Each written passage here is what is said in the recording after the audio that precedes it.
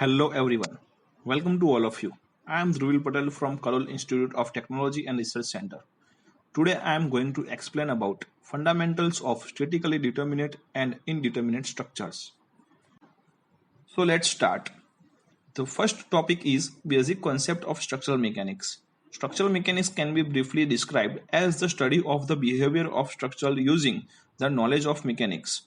Structure includes a wide variety of systems such as buildings, bridges, dams, aircrafts, etc. They are built to serve some specific human needs, for example, habitation, transportation, storage, etc.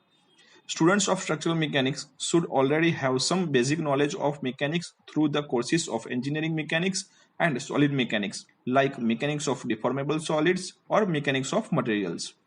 In structural mechanics, we apply our knowledge of the mechanics of rigid bodies and of deformable solids to the understanding of the behavior of engineered structures. In structural mechanics, we mostly deal with mechanics of solids. However, here we move on from studying the behavior of structural members to study the behavior of real structures. For example, instead of dealing with a beam or a column, we study how a building frame, as shown in figure, which is composed of several beams and columns, behaves. In a similar way, we first learn about the loads that are applied to the whole structure and not to individual member. To the next slide, here you can see that figure of arch bridge and truss bridge. This will discuss next video lecture. Here you can see that figure of two-dimensional and three-dimensional structure. First of all, you have to understand the reaction components of supports. As you can see in this roller support, there is one vertical reaction will develop. In this second figure, you can see hinge support. In hinge support, there are two reactions will develop. One is vertical and second one is horizontal. In this third figure, you can see fixed support. In fixed support, there are three reactions will develop. One is vertical, second is horizontal, and third is moment. Next topic is statically determinate structures. The structure for which the reaction at the support and the internal forces in the members can be found out by the conditions of static equilibrium is called statically determinate structure. There are three basic conditions of static equilibrium. Sum of vertical forces is equal to 0, sum of horizontal forces is equal to 0, sum of moment is equal to 0. I will explain in next slide. In this figure number A, you can see that a simply supported beam has two supports. One is hinge support and second one is roller support. In hinge support, there are two reactions developed, and in roller support, one reaction is developed. So that's why total number of three reactions is developed, which can be found out by the condition of static equilibrium. So figure A is statically determinate structure. As shown in figure number B, in fixed support, there are three reactions developed and second end is free, so no reactions will develop. So that's why total number of three reactions is developed, which can be found by the condition of static equilibrium. So figure B is a statically determinate structure. This is a general overview of statically determinate structure. Next topic is statically indeterminate structure. The structure for which the reactions at the supports and the internal forces in the member cannot be found out by the condition of static equilibrium is called a statically indeterminate structure. If the equation of static equilibrium are not sufficient to determine all the internal forces and moments in the member of the structure, even though all the external forces acting on the structure are known, is called internally indeterminate structure or internally redundant structure. Majority of structures in practice are statically indeterminate. In other words, if the number of independent static equilibrium equations is not sufficient for solving for all the external and internal forces in a system, then the system is said to be statically indeterminate. I will explain in next slide. In this figure number A, you can see that a simply supported beam has two supports. Both supports are hinged. In hinge supports, there are two reactions developed. So that's why total number of 4 reactions is developed, which cannot be found by the conditions of static equilibrium. So figure A is a statically indeterminate structure. As so in figure number B, in fixed support there are 3 reactions developed and second end is hinged, so 2 reactions will develop. So that's why total number of 5 reactions is developed, which cannot be found by the condition of static equilibrium. So figure B is a statically indeterminate structure. Next topic is degree of static indeterminacy, that means DS. The degree of static indeterminacy of the structure may be defined as the number of unknown forces in excess of equation of statics. It is also known as a degree of redundancy. Degree of static indeterminacy is equal to total number of unknown forces minus number of equations of static available, which is also called as extra unknown. It is also called as a redundant. Redundant may be support reactions or internal forces in the members. If the redundants are removed from the structure, it becomes determinate. If a system has less than required number of supports and internal members to maintain equilibrium, then it is considered unstable. Thus, the degree of indeterminacy is equal to the number of release necessary to make the structure determinate. The indeterminacy of a structure may be either external or internal or both. ds is equal to degree of external indeterminacy. dsi is equal to degree of internal indeterminacy. So, degree of static indeterminacy ds is equal to dsi plus dse. Next topic is advantages of indeterminate structure. First point is saving in materials. Smaller moments developed in indeterminate structures and therefore they require smaller sections. Second point is more rigid structure. Indeterminate structures are more rigid and therefore more suitable where structure is subjected to rolling loads and vibrations.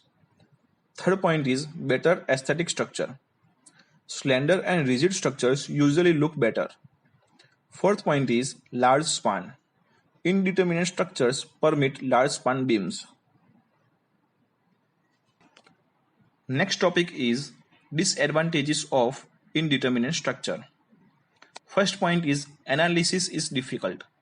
Additional equations required to solve indeterminate structures make the analysis difficult. Second point is secondary stresses. Secondary stresses are developed due to the change of temperature, settlement of supports, poor workmanship, or deformations of members. Third point is stress reversal. Indeterminate structures are subjected to more stress reversals than determinate structures. Next topic is stability of structures. A structure is said to be stable when it deforms elastically and immediate elastic restraint is developed under the action of externally applied loads. The stability of a structure depends upon the number and arrangement of internal members and external reaction components.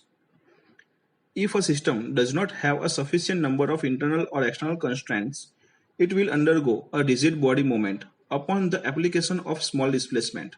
Such a system is said to be statically unstable.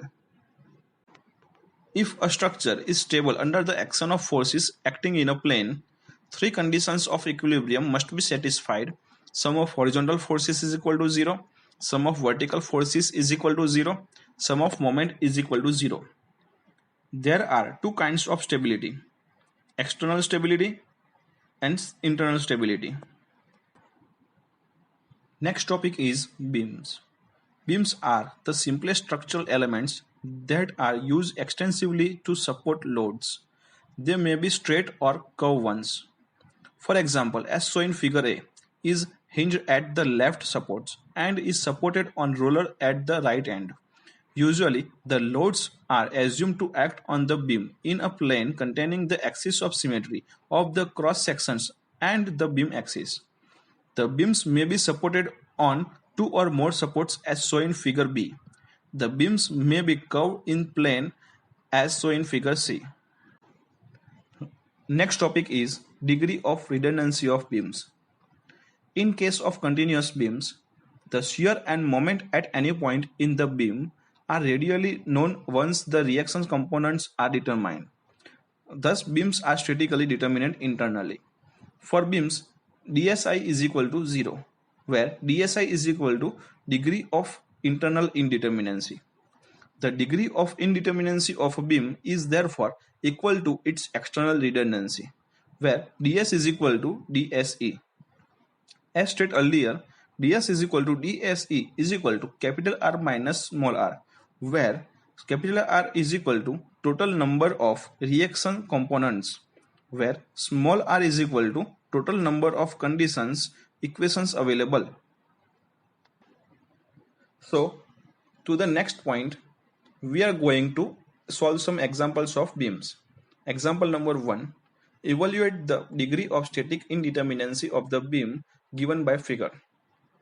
In this figure, you can see that one end is fixed support and other end is free. Now, fixed support has three reactions. One is vertical, second one is horizontal, and third one is moment. So, total number of reaction of component is capital R is equal to 3. And total number of condition equations available is 3. So ds is equal to dSe is equal to capital R minus small r, where capital R is equal to 3, which is called as a total number of reaction components, and minus small r, where small r is total number of equations, which is 3. Okay, so total answer is 0. So beam is determinate. Let's move on second example. Here you can see that in this figure, two hinge support is provided. In hinge support, there are two reactions is developed. One is vertical and second one is horizontal. So therefore, total number of reaction is 4 and number of equilibrium condition is 3. So ds is equal to dSe is equal to capital R minus small r is equal to 4 minus 3 is equal to 1. So beam is indeterminate to first degree. So let's move on third example. In this figure, you can see that one end is fixed support and other end is hinge support. So total number of reactions is developed is fixed support has a 3 reactions and hinge support has a 2 reactions. So total number of reactions is a 5. Okay, and minus number of equilibrium condition is 3. So ds is equal to dSe is equal to capital R minus small r is equal to 5 minus 3 is equal to 2. So beam is indeterminate to second degree. So let's move on fourth example. In this figure, you can see that one end is fixed and other end is roller support. Okay, in fixed support there are 3 reactions is developed, and in roller support only one reaction is developed, which is called as a vertical reaction. So total number of reaction is 4. So equation is ds is equal to dSe is equal to capital R minus small r. That means total number of reactions minus condition of equilibrium. So 4 minus 3 is equal to 1. So beam is indeterminate to first degree. So let's move on next example. In this figure, you can see that one fixed support and 2 roller support.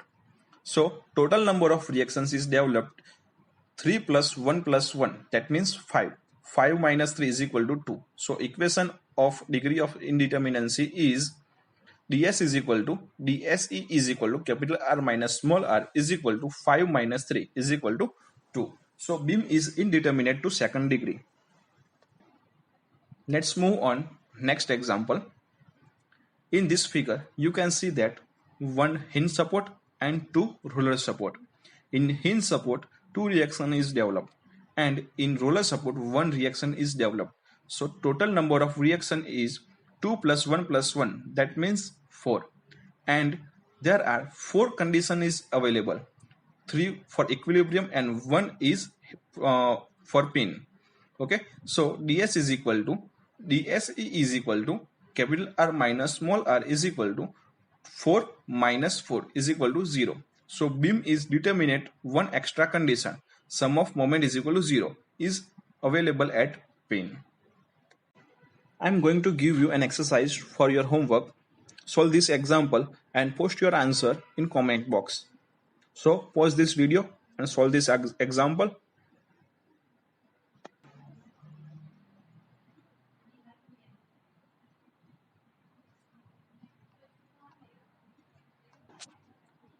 Thank you for watching this video and please like and share this video. Thank you very much.